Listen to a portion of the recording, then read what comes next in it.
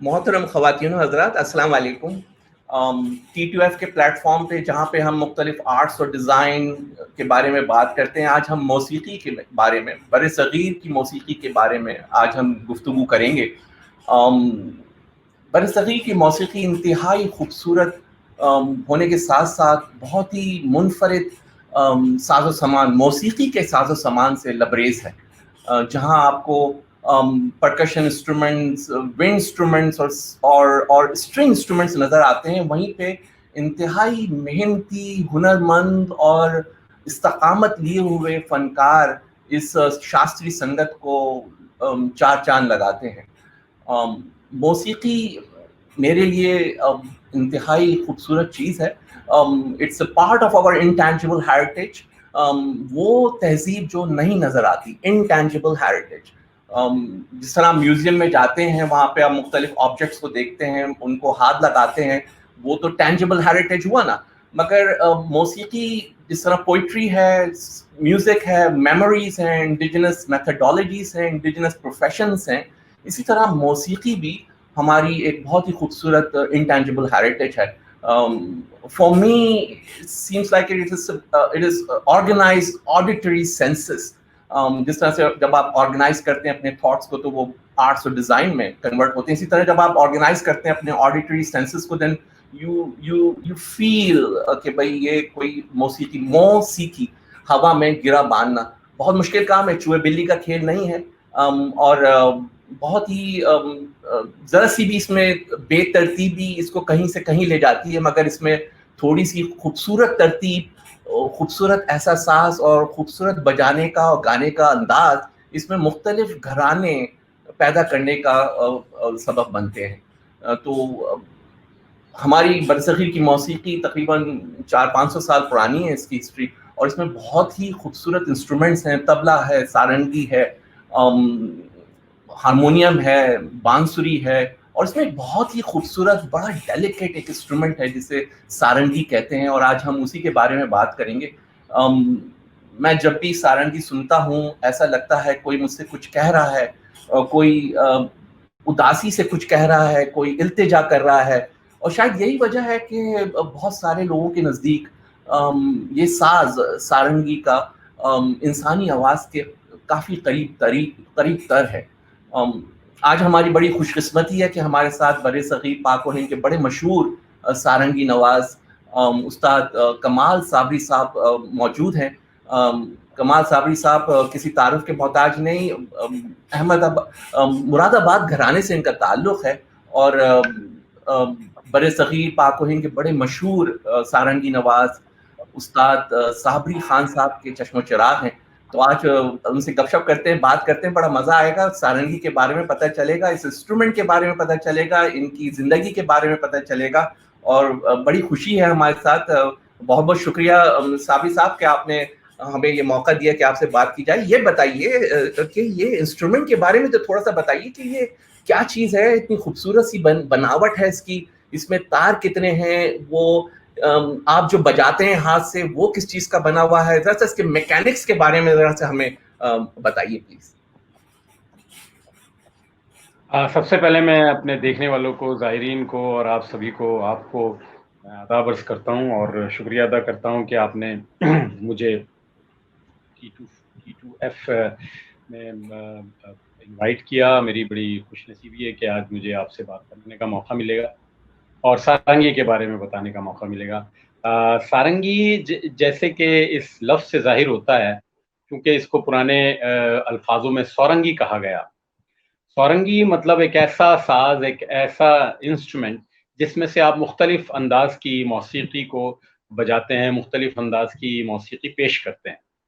तो मुख्तलिफ अंदाज़ की जब हम मौसीकी कहते हैं तो बर्रे-सग़ीर में हमारे बहुत से अंदाज़ की मौसीकी है, जैसे कि ध्रुपद मौसीकी है, उसके बाद ख़याल मौसीकी है जो कि अमीर खुसरो साहब ने जिसका तारुफ़ कराया, और ठुमरी है, कजरी है, चैती है, टप्पा है, तराना है, फ़ोक सॉन्ग, ग़ज़ल, भजन, काफ़ी और फ़िल्म सॉन्ग्स, और आजकल वर्ल्ड म्यूज़िक और जैज़ म्यूज़िक में भी काफ़ी सारंगी वेंचर कर रही है। तो जैसे से इसके नाम से ज़ाहिर होता है, सुन के आपको लगता है कि एक ऐसा साज़ जिससे जो हर रंग में, हर तरह की मौसीकी में खप जाता है। उसी वजह से इसको सौरंगी कहा गया। अब इस जहाँ तक इसकी बनावट का ताल्लुक है, आप देखें ये इसकी बनावट, तो इसमें 3 मेन गट स्ट्रिंग्स होते हैं, 1, 2 और ये 3। तीसरा तार मैंने थोड़ा-सा इसको रिप्लेस किया है चेलो की स्ट्रिंग से। बाकी ये दोनों जो हैं ये ताँत के बने हुए तार, जो आंत होती है बकरी की, उससे बनाई जाती है, और ये पार्ट जो है, ये सारंगी का जहाँ से साउंड निकलता है, यहाँ ये गोट स्किन है, बकरी की खाल से इसको ढका जाता है, इसको ढाँपा जाता है, और ये ब्रिजेस जो हैं ये बकरी की हड्डी से बने हुए हैं। इसमें 5 ब्रिजेस होते हैं, 1, 2, 3, 4 और ये 5। और नीचे का देखिए ये पीस ऑफ हार्डवुड है, जिसको सारंगी मेकर्स डिजाइन करते हैं, और उनको बताया जाता है कि इस तरह से, बल्कि ये जो मेरे हाथ में सारंगी है, बड़ी मखसूस सारंगी है, और ये इस तरह की सारंगी आपको शायद कहीं और देखने को नहीं मिलेगी, और ये साइज में भी सबसे बड़ी है। इस वक्त जितने भी लोग सारंगी बजा रहे हैं या सारंगी बना रहे हैं, वो ऐसी सारंगी, ये पुश्तैनी सारंगी है, ऐसी सारंगी किसी के पास नहीं है। और ये इसकी खासियत है कि ये हमारे परदादा उस्ताद हाजी मोहम्मद खां साहब, उस्ताद इलाही बख्श खां साहब, उस्ताद मौला बख्श खां साहब, उस्ताद कल्लन बख्श खां साहब, इन सब ने मतलब ये कि सारंगी को बजाया और सारंगी को पीढ़ी दर पीढ़ी चलाया। और मेरे वालिद साहब उस्ताद साबरी खां साहब, उस्ताद छज्जू खां साहब, मेरे दादा परदादा उस्ताद हाजी मोहम्मद खां साहब, और उनसे ये सारंगी चली आ रही है। और मैं फैमिली में बड़ा खुशनसीब हूँ कि मुझे ये सारंगी मिली और आप तक आने का मौका मिला, और अपने सुनने वालों को, देखने वालों को मैं उनके दिल तक पहुँच पा रहा हूँ, उनकी रूह तक पहुँच पा रहा हूँ अपनी मौसीकी के ज़रिए। तो ये सारंगी की बनावट है। अब जहाँ तक सारंगी की बजाने का ताल्लुक है, तो उसके लिए हमें ये इसका एक बो है, जो बड़ा ट्रेडिशनल बो है। इसको उर्दू में कमानी या गज़ कहते हैं, और इसको अंग्रेज़ी में BOW बो बोलते हैं। जैसे कि आपने अक्सर देखा होगा, वायलिन बजाने के लिए लोग इस्तेमाल करते हैं, वो होता है चेलो बजाने के लिए। तो सारंगी भी हमारे बर्रे सगीर की पुराने तरीन साज़ों में से एक है, और ये माना जाता है कि इंसानी आवाज़ के अगर सबसे ज़्यादा करीब तरीन कोई साज़ है, तो वो सारंगी है। और सारंगी बजाने के लिए आपको लेफ्ट हैंड की ये 3 फिंगर्स की ज़रूरत होती है। इस 3 फिंगर्स में जो नेल्स होती हैं, यहाँ से नेल के जो टॉप पार्ट होता है, जिसको नाखून का सबसे ऊपरी हिस्सा बोलते हैं, जैसे कि आप देख रहे हैं मेरे नाखून में ये निशान पड़े हुए हैं, तो यहाँ से सारंगी बजाई जाती है, और इसको अंग्रेज़ी में क्यूटिकल्स बोलते हैं। और जब आप ये fingers right next to the strings इस तरह रखते हैं, तो जब इसको साइड से दबाते हैं, तब सारंगी में से आवाज़ पैदा होती है, सुर पैदा होता है। अक्सर आप देखते हैं वायलिन या सितार या ऐसे स्ट्रिंग इंस्ट्रूमेंट जिनको टिप से बजाया जाता है यहाँ से, तो सितार प्लेयर्स जो हैं जब बजाते हैं तो उनके यहाँ निशान पड़ते हैं, और वायलिन बजाने वाले भी जब बजाते हैं तो उनके यहाँ अक्सर निशान पड़ते हैं। तो सारंगी जो है कि वाहिद एक यूनिक ऐसा साज़ है, एक ऐसा इंस्ट्रूमेंट है जो नाखून के ऊपरी से बल्कि साइडवेज से बजाया जाता है, और ये right next to the heart इसको रखा जाता है। तो ये माना जाता है सारंगी प्लेयर जो आवाज़ निकालता है वो दिल की आवाज़ होती है, क्योंकि इसको इसको दिल के नज़दीक रखा जाता है। और जब हम इसके तारों पर, सिर्फ तार पर हम अपने बो को फेरते हैं, तो इसमें से आवाज़ निकलती है इस तरह से। बहुत खूब।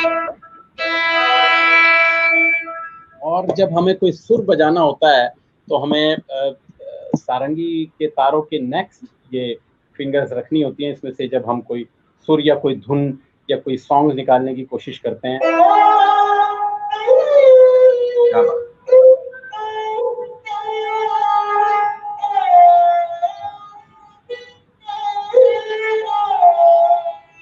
तो जब अब सारंगी की तालीम होती है, तो उसमें यही है कि पहला सिलसिला जो है वो राग भैरव से शुरू होता है, और राग भैरव में क्योंकि हमारा मानना है कि हर चीज़ ऊपर वाले के नाम से शुरू करनी चाहिए, एक बंदिश है, वो मैं आपको बजा के सुनाता हूँ।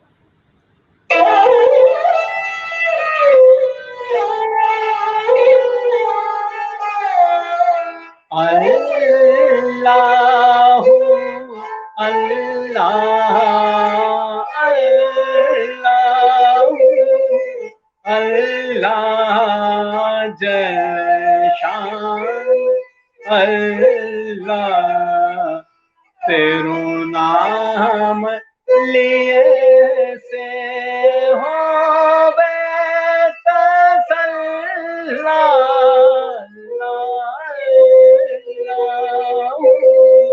अल्लाह तू करीम तू रहीम तू सत्तार तू गफ्फार भीम जीम बरसे नूरे तजल्ला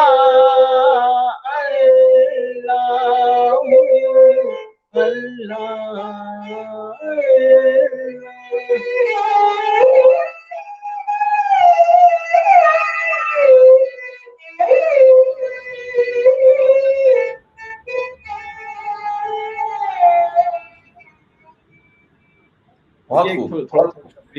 साबिर साहब, आपने तो एक पूरा समय ही बांध दिया। इतनी खूबसूरत आपने जब इसका इंट्रोडक्शन कराया तो पता ही चला कि एक बड़ा ये इंडिजिनस इंस्ट्रूमेंट है, वहीं के चीज़ों से ये बना हुआ है, और उसमें जब आवाज़ निकलती है। और एक चीज़ और पता चली कि आप तो माशाल्लाह बड़े अच्छे गायक भी हैं। कमाल साहब, आप यकीनन आपने भी कोई कॉम्पोजिशंस की हैं, आपने बनाई होंगी। हमारी बड़ी एक खुशकिस्मती रहेगी अगर आप हमें कुछ अपनी कोई पर्सनल कोई कॉम्पोजिशन सुनाएं, तो बड़ी एक अच्छी। एक कॉम्पोजिशन काफ़ी कॉम्पोजिशन है, लेकिन जो मुझे बहुत अच्छी लगती है, मैंने अपने उस्ताद अपने वालिद साहब के ऊपर एक कॉम्पोजिशन जो मत ताल यानी 9 मात्रे में इसको कंपोज किया है, तो मैं वो पेश खिदमत करता हूँ आपकी। ये शाम कल्याण में है।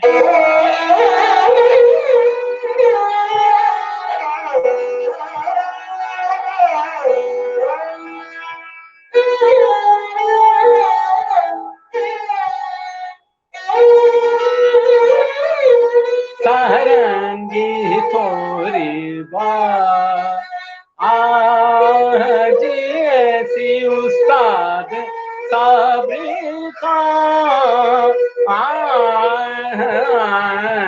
सारंगी थोड़ी बात आज ऐसी सारंगी थोड़ी बात आज ऐसी उस्ताद साबिर खान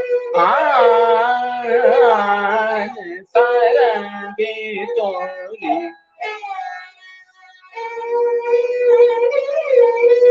ऐसो तूने काम क्यों है, ऐसो तूने काम क्यों है, जगत ने सलाम क्यों है, आफताब सारंगी कहाँ आ गयो सारंगी तोरी बात।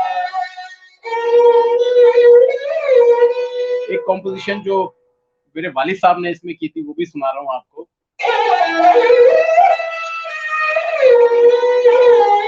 मोरी आराज सुन लीजे, मोरी आराज सुन लीजे, हजरात को गरीब नवाज। मोरी आराज सुन लीजे, गरीब नवाज, हजरत खाजा गरीब नवाज। मोरी आरज़ सुन लीजिए, साबरी खान पिया विनती करत हैं,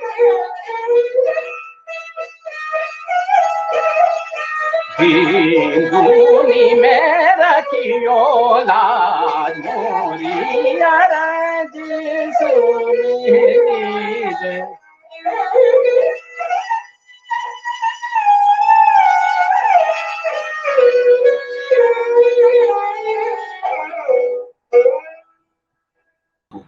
क्या बात है साहब, क्या बहुत खूबसूरत। क्या सारंगी बजाने वाला एक अच्छा गायक भी होता है? क्या उसमें उसको पहले गाना सीखना पड़ता है? क्योंकि सारंगी जो है उसमें पूरी ही गायकी है, और जो इसकी तालीम है वो भी गायकी की तालीम है। सारा जो गाना है वो सारंगी पे बजता है, और sarangi is the most suited instrument for vocal accompaniment. तो इसकी जो तारीफ है वो यही है कि अकम्पनीमेंट जो है इसकी एक कई हजार खूबियों में से एक खूबी है। बहुत खूब, बहुत अक्सर लोग सारंगी को कहते हैं जी ये एक अकम्पनिंग इंस्ट्रूमेंट है, तो अकम्पनिंग इंस्ट्रूमेंट होना कोई इसकी कमी नहीं है। ये अच्छा, इसकी कई हजार खूबियों में से एक खूबी है, क्योंकि अकम्पनीमेंट करना कोई आसान काम नहीं है। बिल्कुल बिल्कुल। और मेरे वालिद साहब को ये शर्फ हासिल था कि सबसे बेस्ट अभी तक अगर वोकल के अकम्पनीमेंट सारंगी में किसी ने किए तो मेरे वालिद साहब उस्ताद साबरी खान साहब ने की, और सोलो भी बजाया तो वो भी उस्ताद साबरी खान साहब। मतलब वो एक अपने काम के सारंगी के बेस्ट सारंगी प्लेयर अभी तक हुए हैं। और उन्होंने अच्छा, न सिर्फ सारंगी पर ख्याल बजाया बल्कि ध्रुपद धम्मार क्या ख्याल, बात। जैसे कि हम कहते हैं 100 रंगी, तो जो 100 रंग होते हैं वो पूरे करते थे उस्ताद साबरी खान साहब। वाह चाहे साहब, उसमें कजरी हो, टप्पा हो, तराना हो, फोक सॉन्ग हो, गजल हो, भजन हो, बहुत खूब। हर तरीके की मौसीकी उन्होंने इसमें सारंगी में पेश की, और सारंगी के हर रंग को पूरे मुकम्मल तौर पे सारंगी पे उतार के दिखाया।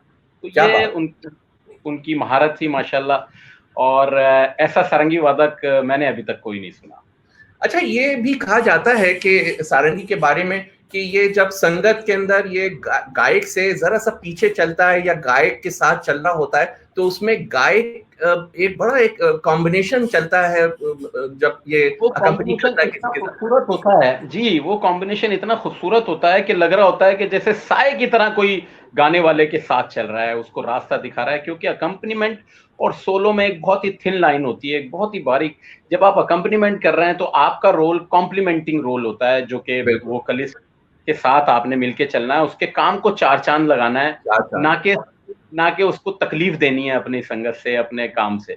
और साबरी उसको साहब, एक जी जी आपको फरमाएं। क्या पसंद है? आपको क्या सोलो ज्यादा पसंद है या किसी के साथ संगत करना? जी, मुझे दोनों बहुत पसंद है। मैंने अपने ज़िंदगी में जो शुरुआत की वो एज़ एन अकम्पनिस्ट शुरुआत की मैंने, और सारंगी प्लेयर के लिए ज़रूरी है कि एक अकम्पनीमेंट करता हुआ आगे बढ़े। क्योंकि जब वो एक अकम्पनीमेंट करता हुआ आता है तो उसके अंदर पुख्तगी आती है। एक हम्म, मुकम्मल सारंगी की नॉलेज आती है कि सारंगी बजाने के लिए हमें किस तरह जब अकम्पनी करना है तो हमारा रोल ये नहीं है कि सिर्फ़ हम अपनी चीज़ों को दर्शाते रहें, दिखाते रहें और उसको अच्छा, पेश करते रहें। जी जी। जी, हमारा रोल ये है कि हमें जो गायक है, उसके काम को निखारना है, उसमें उसकी मदद करनी है, बहुत खूब, कॉम्प्लीमेंट करना है उसके काम को। बहुत खूब। ये नहीं कि अपने काम को दिखाना है, उसके क्या साथ-साथ अगर अपने काम को भी दिखाएँ तो इस तरह से दिखाएँ कि उसका काम खराब ना हो। क्या बात है, ये क्या आपका बात। रोल है। और जब आप सोलो बजा रहे हैं तो आप फिर अपनी मर्ज़ी के मालिक हैं, लेकिन अकम्पनीमेंट करना बहुत मुश्किल है, क्योंकि आपको पता नहीं गाने वाला क्या तैयार कर कर आया है, कौन-सा राग उसका तैयार है, किस घराने से है, कौन-सी राग की बंदिश गाएगा, कौन से राग की बंदिश की तानें लेगा, किस तरह की उसकी तानें हैं। तो उफ, इसलिए सारंगी प्लेयर को अपने अंदर मौसीकी का बहुत ज़ख़ीरा इकट्ठा करना होता है, ताकि अच्छा, जब वो वोकलिस्ट के साथ बैठे जी, तो उसमें वो पूरा उतरे। ये नहीं कि वोकलिस्ट कुछ गा रहा है तो सारंगी प्लेयर कुछ बजा रहा है। तो उसमें वाह तो साहब, अकम्पनीमेंट नहीं हुई, वो तो बहुत ही मुख्तलिफ अंदाज़ का जो है ना वो प्रेज़ेंटेशन हो गई, वो परफ़ॉर्मेंस हो गई। लेकिन जब अच्छा आप तो गाने इसका के साथ, मतलब, चाहे वो गज़ल के साथ बजा रहे हों, चाहे जी हाँ, क्लासिकल के साथ बजा रहे हों, चाहे फ़िल्म सॉन्ग में भी जो आपका रोल है उसको इस तरह से पेश करना है कि उसमें आपको अपना बेस्ट देना है।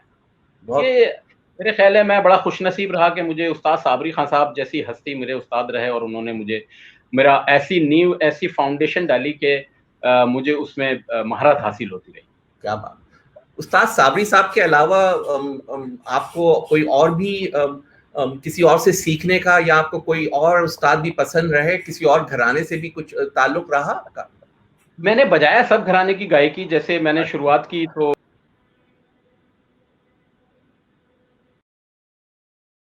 आप जो अपना आपके पटियाले के बहुत बड़े गायक गुज़रे, जनाब उस्ताद फ़तेह अली खान साहब, और शाम चौरासी घराने के बहुत बड़े उस्ताद उस्ताद सलामत अली खान साहब के साथ भी मुझे बैठने का मौका मिला।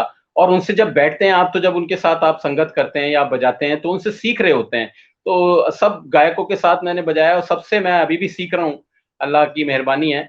लेकिन जो सारंगी की असल तालीम है, वो मैंने उस्ताद साबरी खान साहब से ही, अपने उस्ताद, अपने वालिद साहब से, वालिद मोहतरम से ली, जिनको आफ़ताब सारंगी कहा गया, शहंशाह सारंगी कहा गया। तो उन्हीं से मैंने तालीम ली। और कहते हैं कि जब आप अकम्पनीमेंट करते हैं, तो वो आपको उस्ताद उसके रूल समझा सकता है, बाकी अकम्पनीमेंट आपको तजर्बे से आती है, आपको एक्सपेरिमेंट करके एक्सपीरियंस से आती है। तो मुझे इसी तरह बचपन में मैं अच्छे गज़ल गायक के साथ भी बजाया, नुसरत फ़तेह अली खां साहब के साथ भी मैंने संगत की और उस्ताद फ़तेह अली खां साहब जो पटियाले घराने के पाकिस्तान के बहुत-बहुत मशहूर गायकों के साथ मुझे बैठने का मौका मिला। और इंडिया में भी जो बहुत ही मशहूर परवीन सुल्ताना जी के साथ भी मैंने बजाया, गिरिजा देवी जी के साथ, किशोरी अमुनकर जी के साथ, सबके साथ मुझे संगत का मौका मिला।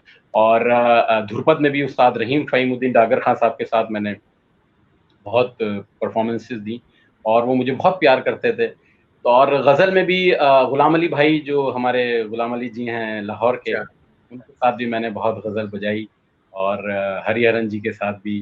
तो सभी क्या के बात साथ बैठ के फिर है! मुझे माशा जब मैं अकम्पनीमेंट में एक महारत हासिल हो गई, उसके बाद मैंने फिर ये डिसाइड किया कि अब ज़रूरी है कि लोगों को सारंगी की वुसाअत के बारे में और सारंगी एज़ एन इंस्ट्रूमेंट के बारे में लोगों को बताना ज़रूरी है। तो उसके लिए फिर मुझे सोलो इंस्ट्रूमेंटलिस्ट, सोलो सारंगी नवाज़ बनना पड़ेगा, ताकि इसकी जो वर्सेटैलिटी है, वो लोगों को बता सकूँ और बहुत लोगों को सारंगी के बारे में मैं जानकारी दे सकूँ। क्योंकि सारंगी एक ऐसा इंस्ट्रूमेंट है कि जो हमारे बर्रे-सगीर का बहुत ही इम्पोर्टेंट, बहुत ही मख़सूस एक कह लीजिए ऐसा साज़ है कि ऐसा साज़ होना बहुत मुश्किल है, कि जो इंसानी आवाज़ के अगर सबसे ज़्यादा ऐसा लगता है कि जैसे कोई गा रहा है, ऐसा लगता है कि जैसे कोई अगर कोई इस गाने के साथ बजा रहा है तो ऐसे साए की तरह जैसे कोई किसी के पीछे लगा होता है, तो इसी तरह सारंगी भी उसके काम को उतार रही होती है। और पहले के जो वोकलिस्ट थे, जैसे बड़े गुलाम अली खां साहब हुए, उस्ताद अमीर खां साहब, उनके बारे में ये भी सुना कि अगर सारंगी ने भी कोई चीज़ निकल के गया उनके राग में, तो उसकी तान भी कह देते थे वो। तो अच्छा, ऐसे गायक ऐसे जी, जी, बिल्कुल। बहुत ये नहीं खूब। कि सारंगी उनका काम कर रही है, वो ऐसे गायक हुए क्योंकि उनके वालिद भी सारंगी बजाते थे, उस्ताद शामिर खां साहब, बड़े गुलाम अली खां साहब हमारे सारंगी नवाज़ हुए। वो भी पहले सारंगी सीखते थे, उसके बाद उन्होंने फिर गाने को चुना और गाना भी ऐसा गाया कि उनके जैसा वोकलिस्ट, उनके जैसा गायक होना भी बहुत मुश्किल है। बहुत खूब। अच्छा साबिर साहब ये बताइए कि क्या सारंगी नवाज़ क्या उदास होता है हर वक़्त? ये उदासी और नहीं, ये ऐसा नहीं। बड़ी इसमें एक से एक एक्सप्रेशन है, एक एहसास है जो बड़ा अच्छी तरह निकलता है, जो अच्छा, उदासी का एहसास है। जी। इसी अच्छा, तरह आप इसमें चाहें तो आप खुशी भी उसी तरह ज़ाहिर कर सकते हैं जिस तरह आप उदासी ज़ाहिर कर रहे हैं। मेरी एक एल्बम है जिसका नाम है डांस ऑफ द डेज़र्ट, जो कि वेरी नाइस। हमारे जी, जी, हिंदुस्तान की सबमिशन थी ग्रैमी ग्रैमी अवार्ड के लिए, गॉड्स ग्रेस, और उसकी वजह से सारंगी जो एक वर्ल्ड म्यूज़िक इंस्ट्रूमेंट कैटेगरी में आया, क्योंकि उससे पहले सारंगी को वर्ल्ड म्यूज़िक इंस्ट्रूमेंट नहीं मानते थे। जब ओहो! आपने उसको सबमिट किया, तो सारंगी चूँकि एक डांस ऑफ द डेज़र्ट, ये सारंगी बेस्ड, मैंने 5 सारंगी प्लेयर्स के साथ काम किया था। तो अच्छा, उस एल्बम के ज़रिए उन्होंने एक कैटेगरी बनाई जिसमें सारंगी को as a world music instrument उन्होंने माना, बहुत उस खूब, कैटेगरी। बहुत उसके बाद मैंने एक एल्बम की सारंगी फंक, मैं कि सारंगी पे क्लब म्यूज़िक किस तरह बजाया जाता है, जैज़ म्यूज़िक किस तरह बजाया जाया जाता है, उसको मैंने सारंगी पे काम किया। बहुत तो खूब। मेरी जो क्रेडिबिलिटी है सारंगी में, या मेरा कंट्रीब्यूशन है, वो यही है कि मैंने डिफरेंट अंदाज़ की सारंगी पेश की, जिसमें से आम इंसान भी सारंगी को उतना आसानी से पसंद कर सकता है, आसानी को समझ सकता है। फिर मैंने एक एल्बम की सारंगी रीडिफाइंड, वो भी बड़ी मशहूर हुई बहुत और उसमें मैंने जी, जी, जी, उसमें माई भागी जी के जो कुछ गाने थे उनको लेके मैंने काम किया था। एक खड़ी नीम के नीचे बैठी एक कली, उसको लेके मैंने एक गाना बजाया था उसमें। और उनका एक और गाना था, उसको भी मैंने सारंगी पे। तो आम इंसान तक सारंगी को पहुँचाने की मैंने कोशिश की और सारंगी पे वो बजाने की कोशिश की जैसे कि आपने अभी फरमाया कि सारंगी एक उदास इंस्ट्रूमेंट है। ऐसा नहीं है, ये एक एक एहसास है जो सारंगी पे काफ़ी अच्छा लगता है और सारंगी प्लेयर ने इसको ज़्यादा पोर्ट्रे किया है, ज़्यादा इसको बजाया है सामने उसको। जैसे कि जब कोई वज़ीर या कोई अब समझ लें किसी का इंतकाल होता है, तो हमारे टीवी पे सारंगी प्लेयर जो है वो खिराजी अक़ीदत पेश कर रहे होते हैं।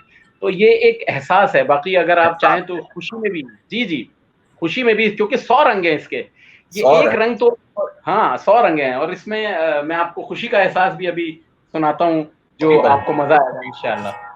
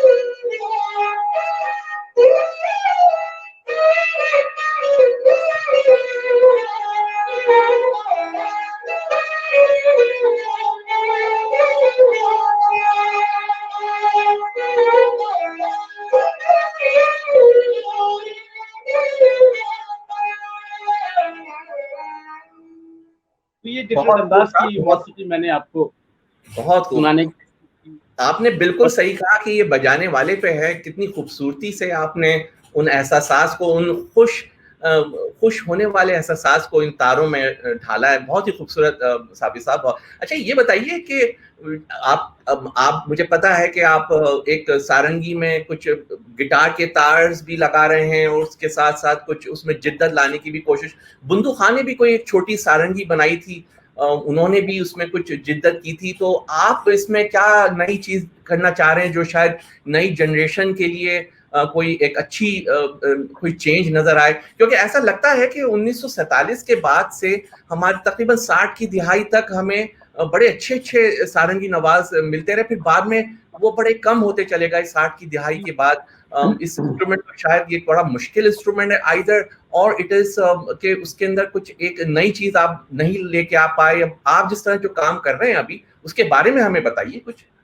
जी, जैसे मैंने अभी जिक्र किया कि मैंने ऐसे सीडीज की जो जो अभी तक सारंगी पे काम नहीं हुआ था। उस्ताद बुंदू खान साहब एक ऐसे सारंगी वादक, एक ऐसे सारंगी नवाज हुए जिन्होंने अपनी सारंगी भी स्पेशल बनाई थी, छोटी सारंगी थी उनकी, और वो एक ऐसी सारंगी थी जो वो खुद ही बजाते थे और अपने साथ ही उसको लेके चले गए। उसके बाद मैंने उसको किसी को बजाते हुए नहीं देखा, और उनकी सारंगी भी जो थी वो सोलोइस्ट थे, वो संगत नहीं करते थे, और और अपने सोलो इंस्ट्रूमेंट में ही उन्होंने बहुत माशाल्लाह नाम किया था। हाँ, जहाँ तक मेरा ताल्लुक है या हमारे घराने का ताल्लुक है, मैंने सारंगी में सबसे पहले तो ट्रेडिशनल वे में सारंगी को बजाना शुरू किया, गायकी अंग से।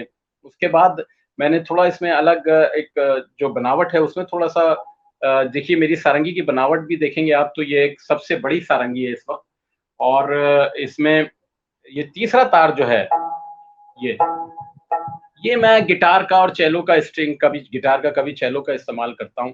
अक्सर इसको लोग रोदे का या ताँत का ही आंत का तार ही इस्तेमाल करते थे।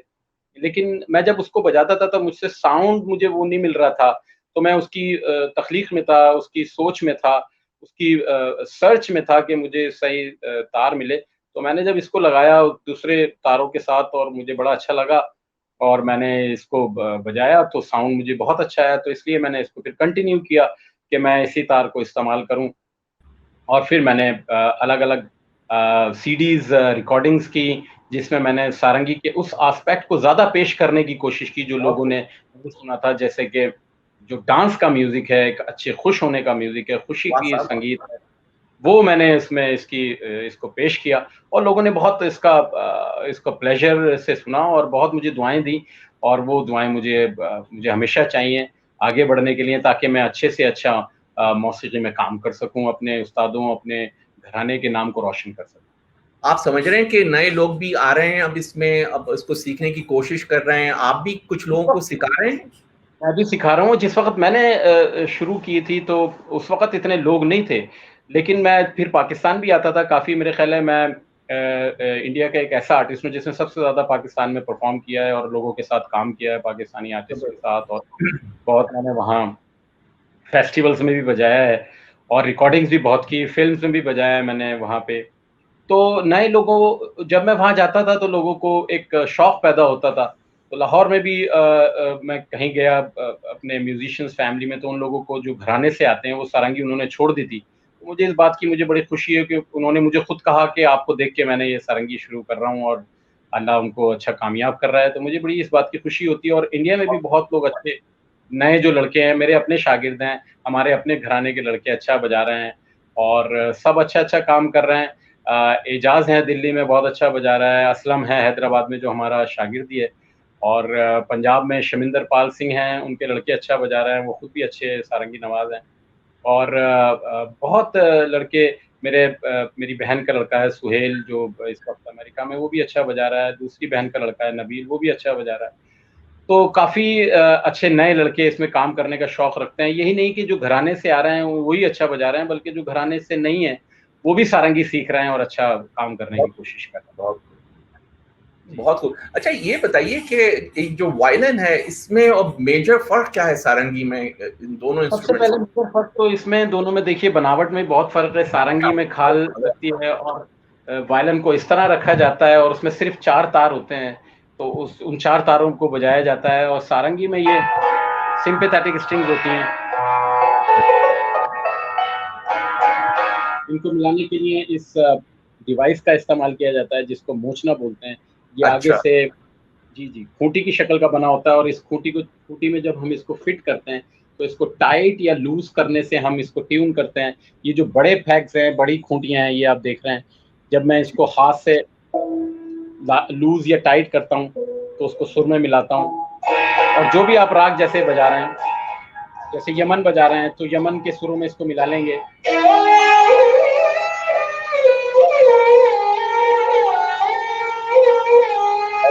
क्या बात।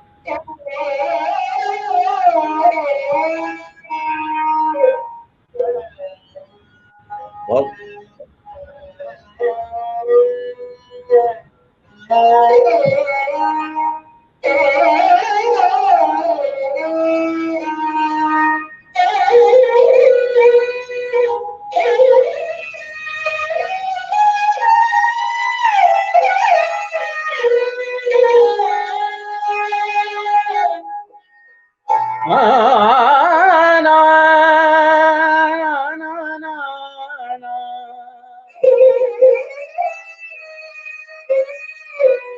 देखेंगे जैसे कि गाना है, बिल्कुल सारंगी उसको फॉलो कर रही है। मामा गामा दाने साने दान दा पा,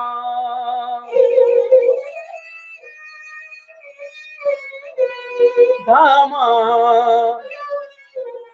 पागा मरे मागा, तेरी हल पिया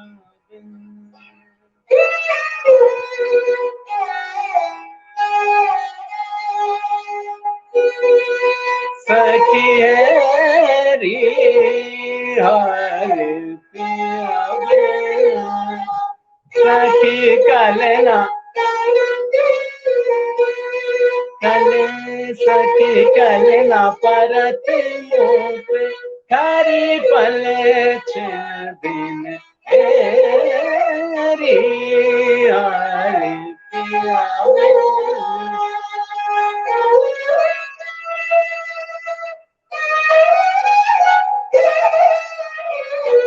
जब से पिया पर देश गवन के रतिया काटत मोरी पारे गन गन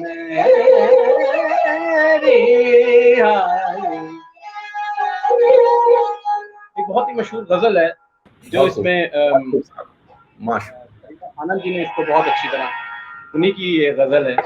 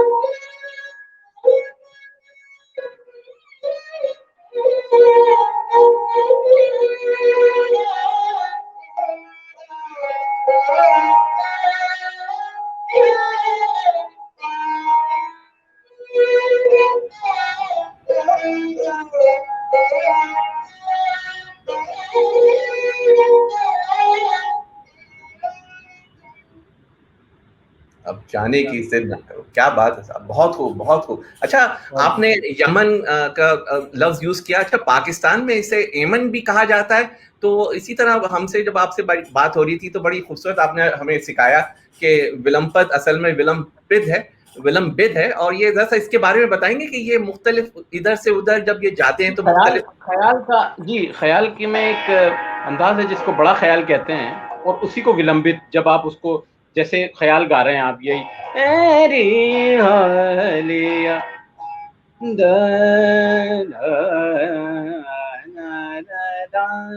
यहाँ हम एक दूसरी राग लेते हैं। क्या बात, ये राग है बिहार।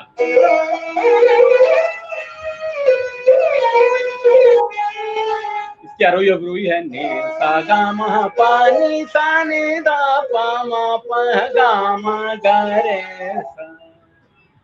तो जैसे अब हमने ये राग शुरू किया तो इसमें आलाप करेंगे पा ने सा गा ना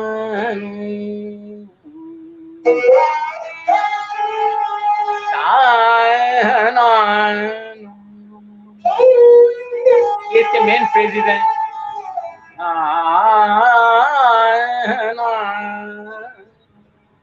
बहुत खूब, वाह साहब। ना ना ना ना ना ना।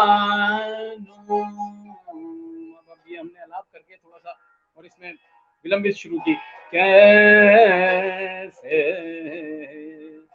सुख सो,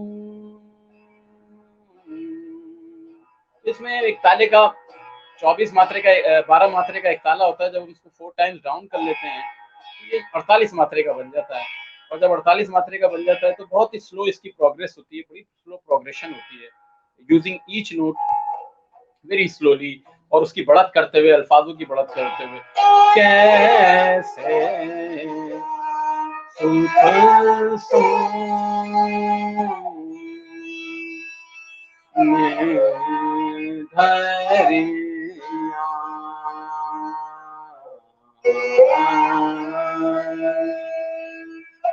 श्याम मोहे चित चरिया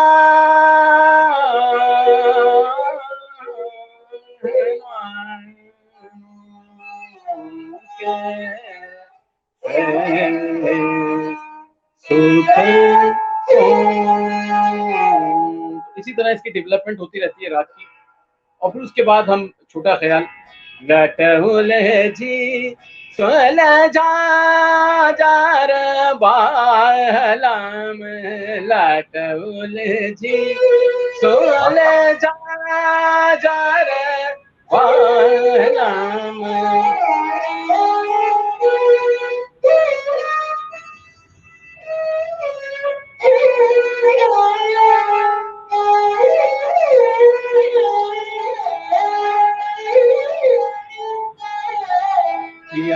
मोरे हाथन में लगे हैं लटहुले जी सोले जा जार पालम। माथे की बिंदिया फिसर गई है, माथे की बिंदिया फिसर गई है, अपने ही हाथ सजा जार बालम।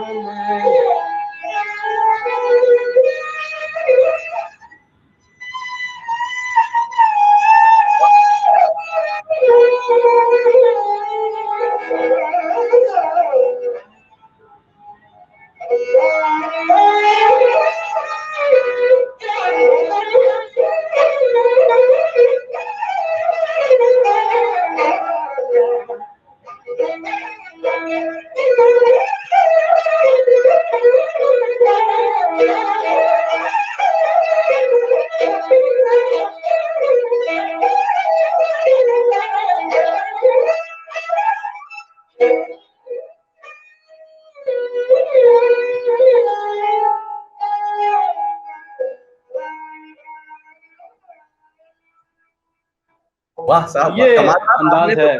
कमाल कर दिया। वाह साहब, क्या आप उसके ये बताइए, क्या बात है साहब, ये तो आपने जो आखिरी इसके अंदर जो पीस डाला था, वो ये बताइए कि कौन सी ऐसी चीज है जो इंसान को बड़ा आर्टिस्ट करती है?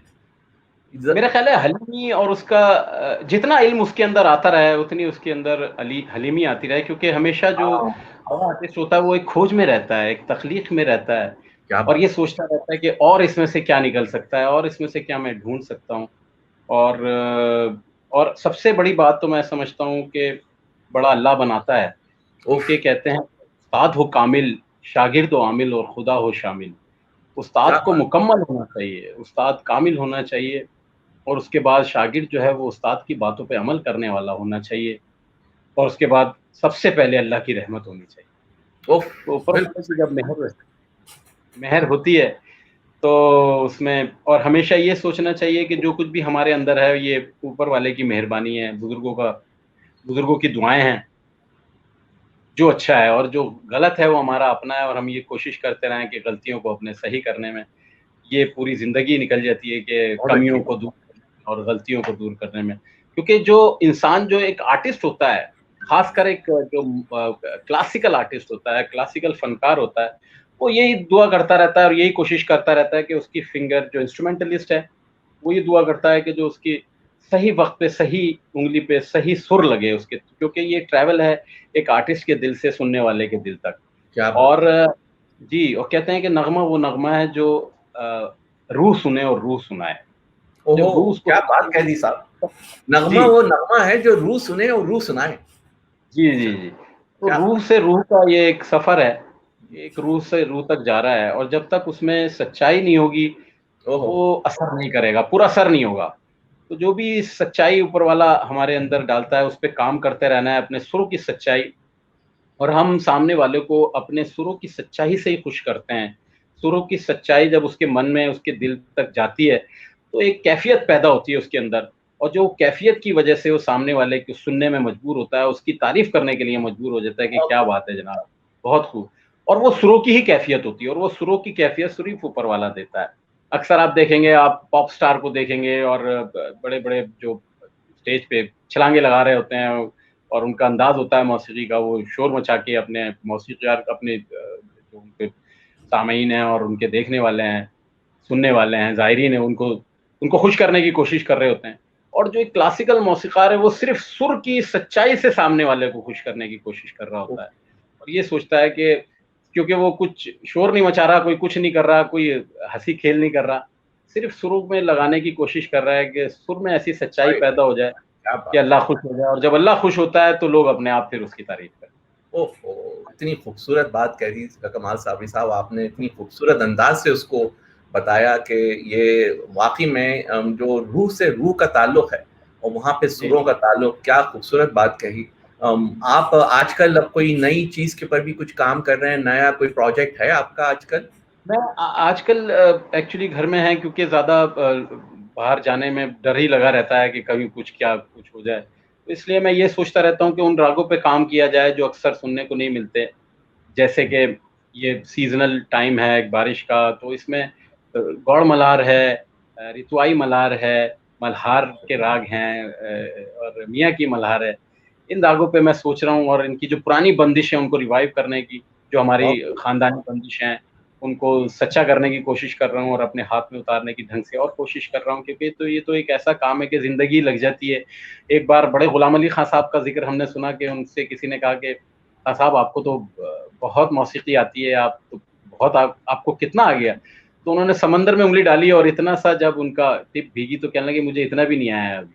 तो ये तो वो काम है, ज़िंदगी ज़िंदगी लग जाती है, ज़िंदगी लग जाती हैं, और हमेशा यही कोशिश रहनी चाहिए कि काम में ऊपर वाला आपको अपडेट करता रहे, और नई-नई से जो पुरानी चीज़ें उनको नया बनाते रहें आप। उनको नए पेश पेश करते रहें, उनको ढंग से पेश करने की कोशिश रहे। कमाल साहब, माई भागी का कोई हमें ज़रूर सुना दें कुछ, हमें बड़ी खुशी मैं होगी उनका कि एक बड़ा मशहूर, खड़ी नीम के नीचे उनका बड़ा मशहूर एक गाना मशहूर हुआ था, वो मैं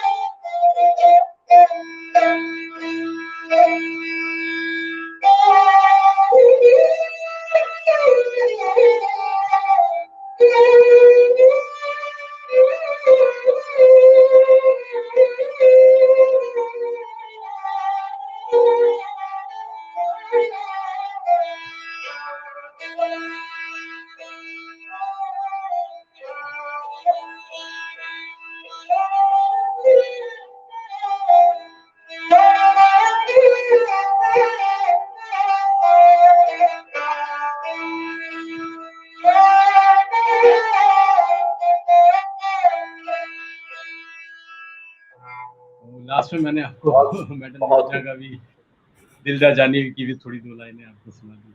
कमाल साबिर साहब, आपने कमाल कर दिया। बहुत ही इसी खूबसूरत फीलिंग के साथ हम आज के प्रोग्राम को ख़त्म करने का दिल तो नहीं चाहता, मगर टाइम की एक कंस्ट्रेंट भी है। मगर इतनी खूबसूरत अंदाज से आपने इस इंस्ट्रूमेंट के बारे में बताया, इसके बजाने वाले, इसके साथ जो इनके इसके ऊपर काम करते रहे उनके बारे में, मैं वाकई में इतना अच्छा लगा और इतनी अच्छी अच्छी बातें पता चली। आपका बहुत बहुत शुक्रिया, आज आपने टाइम निकाला हमारे लिए बड़ी बहुत सारी बातों को। ये हमारा इंडिजिनस इंस्ट्रूमेंट है, इसके बारे में ये हमारे सरमाए आप लोग और ये इंस्ट्रूमेंट, ये सब हमारे सरमाए हैं, हमारे इनटैंजिबल हेरिटेज का हिस्सा हैं। और हम दुआ करते हैं कि आप इसी तरह से और तरक्की करें और इसमें बहुत बहुत शुक्रिया। बहुत शुक्रिया, आपने मुझे इसमें कार्यक्रम में, इस प्रोग्राम में मुझे इनवाइट किया, उसके लिए मैं तहे दिल से शुक्रगुजार हूँ। शुक्रिया बहुत।